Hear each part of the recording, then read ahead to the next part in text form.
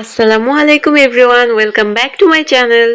Last ভিডিওতে তো দেখেছিলেন আমরা দীর্ঘ জার্নি শেষ করে কক্সবাজার এসে পৌঁছেছি। আজকের ভিডিওতে থাকছে কক্সবাজারে প্রথম দিনের আমাদের সারাদিনের আনন্দ আর ঘোরাঘুরি। সকালে নেমেই আমরা চলে এলাম কলাতলিতে। কলাতলিতে এসে আমরা সবাই মিলে নাস্তা করতে বসলাম, আর এরই মাঝে আমার হাজবেন্ড আর দেবর মিলে আমাদের জন্য হোটেল খুঁজতে গেল। যেহেতু আমাদের হাতে সময় কম, তাই দেরি করার একদম সুযোগ নেই। আর এই যে এটা ছিল আমাদের হোটেল রুম। হোটেলে চেক ইন করেই দ্রুত ফ্রেশ হয়ে আমরা সোজা চলে গেলাম সমুদ্রের কাছে। কক্সবাজারে আমি আগেও একবার এসেছিলাম, তবে সেটা অনেক আগে। এবারের আসাটা একদম স্পেশাল, কারণ সাথে আছে আমার হাজবেন্ড, আমার ছেলে মেয়ে আর আমার ছোট বোন।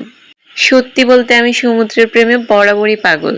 সমুদ্রের নীল পানি আর ঢেউগুলো যখন চোখে পড়লো, আমি আর নিজেকে সামলাতে পারছিলাম না।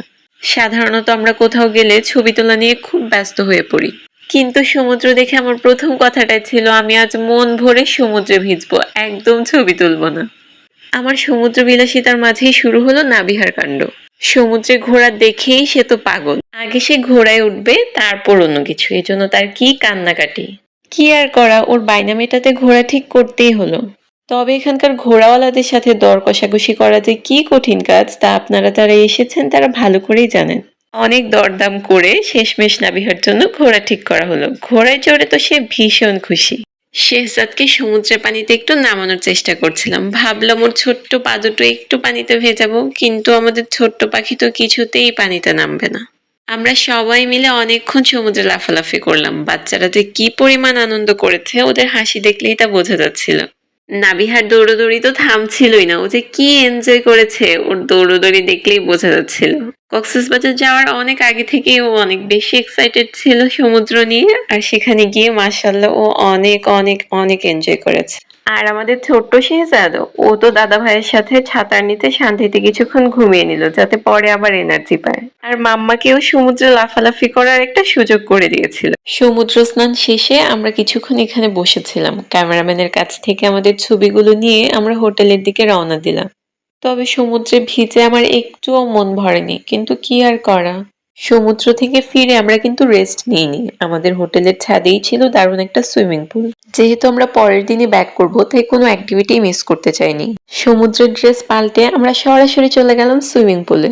সুইমিং পুল থেকে এসে ঝটপট শাওয়ার নিয়ে আমরা চলে গেলাম লাঞ্চ করতে। লাঞ্চ শেষ করে হোটেলে ফিরে আমি আর আমার বোন চটপট করে শাড়ি পরে রেডি হয়ে নিলাম। কারণ কক্সবাজার আসবো আর শাড়ি পরে সূর্যাস্ত দেখবো না, তা কি হয়? সূর্যাস্ত দেখতে আমরা চলে গেলাম লাবণী বিচে।